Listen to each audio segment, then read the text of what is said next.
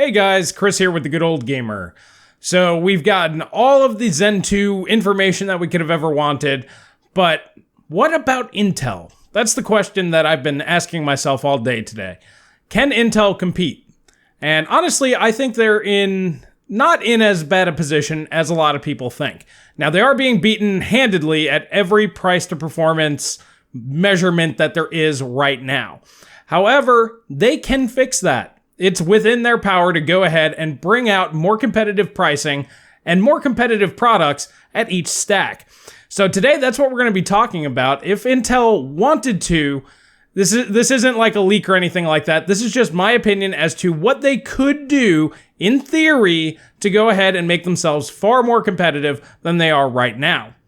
Now, Paul from Not an Apple Fan actually sent me this image. I know it's a little blurry, but you can kind of see this is what the proposed Core 10 series might actually be. This might be true. This might just be a fake. It's really impossible to tell. However, my big thing is this is on a brand new socket, which we already know when they do come out with their 10-core 20-thread CPUs, they will be on a whole new socket. And honestly, I think that's going to rub a lot of current Intel owners the wrong way. You know, with the Ryzen platform, you can use B350 motherboards from 2 years ago and get the brand new Zen 2 CPU. So I think this would really tick off a lot of people. So instead, I actually made this little chart up right here. This is using the current Z370, Z390 platform that Intel's been using so far. If they wanted to compete, they want to go ahead and refresh their current lineup and allow their current customers a better upgrade path. Now, I just made these numbers up. This isn't a leak. Like I said, this is more of an academic thing. If Intel wanted to compete, what would it take? So for me, they would need to bring down their i9 9900K, essentially. They can rename them so this way they look a little bit different. But anyway, they need an 8-core, 16-thread CPU. TDP can go up. Obviously, the 9900K does not draw 95 watts unless you severely limit it. But by upping their TDP, this means that they can get the same clock speeds or maybe a little bit higher, and they can actually use slightly lower bin chips. However, this CPU does need to come in at $399. Competing against a 3800X, essentially the i9 9900K that we have here today, would be reasonable competition against the 3800X. They also need to have a more budget-friendly 8-core 16-thread CPU, maybe down at the 95-watt TDP. Like I said, this is all conjecture, but they need an 8-core, 16-thread CPU, somewhere between 3.6 and 4.8 as far as base and boost clocks go, but it needs to hit the $350 price point. This is a little bit higher than the 3700X, but should compete very favorably against it.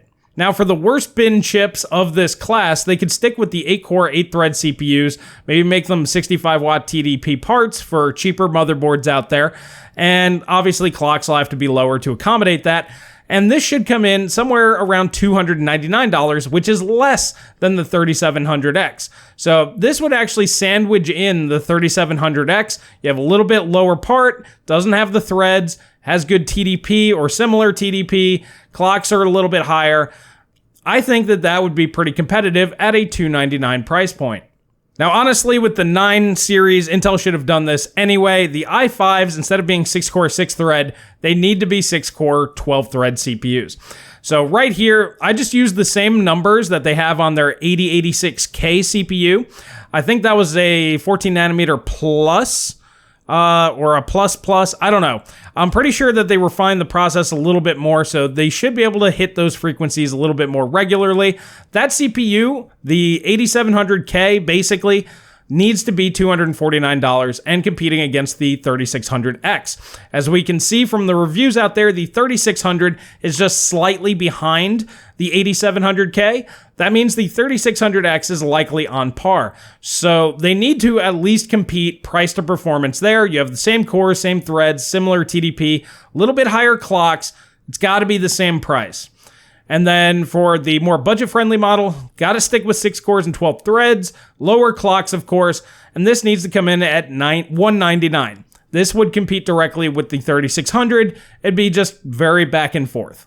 Now, I know a lot of people think that the i3 should be 6-core, 6 threads. I think Intel could easily get away with a 4-core, 8-thread CPU in these price brackets. So 4-core, 8-thread, high clock speeds somewhere around the 7700K performance and spec at $149. This would compete very well against the 3400G, as this is just a Zen Plus CPU. In fact, for gaming workloads and single-threaded workloads, this would probably be a good bit faster than the 3400G. However, the 3400G does have a significantly better GPU, so they have to offer better CPU performance to off-balance their weaker GPUs. And honestly, I think this would be really smart for Intel to do if they offered an i3 class GPU with 4 cores, 8 threads, a low TDP, something that'll work on cheap motherboards, lower the clocks to make that work, and sell it at $109. This would be competing against the 4-core, 4-thread 3200G. Now, once again, this has superior graphics, so Intel could then offer a much better CPU. So then it just kind of comes down to which use case you're needing. Do you need a faster CPU, or do you need faster integrated graphics? And that would be the conundrum for the buyer to figure out. But this would be extremely competitive at $109. Now, the reason why I'm doing this video is there's a lot of people out there saying that Intel is completely done for. Well, it's not true. I mean, their lineup right now is, as things stand here today, yes, that's correct. But if they lower their prices and deliver more performance where they need to, like in the sub $100 category, instead of 4-core, 4-thread, 4-core, 8-thread CPUs are a lot stronger, and then lower prices accordingly, and they'd look pretty good. And then you have to unlock the 6-core CPUs. You have to put the hyper-threading on there to compete against the 3600 series, the Ryzen 5s. Just has to be done. Now, this is something that really wouldn't take much for Intel to do, because we know that the current generation CPUs, they're locked down artificially. So they could just very easily unlock the hyper-threading, and there you go.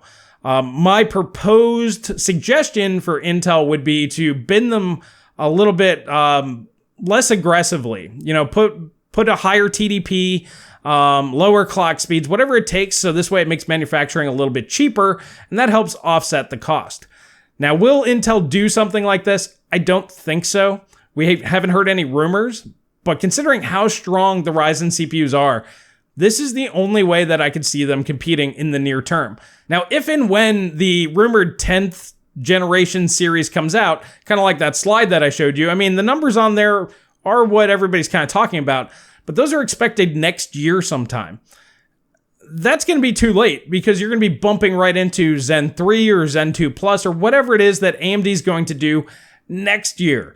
You're not going to be competing against these CPUs. Intel, at least right now, as far as performance goes, they can compete on performance. When it comes to core for core and clock for clock, they're pretty close. AMD actually has, it appears to be a slightly higher IPC.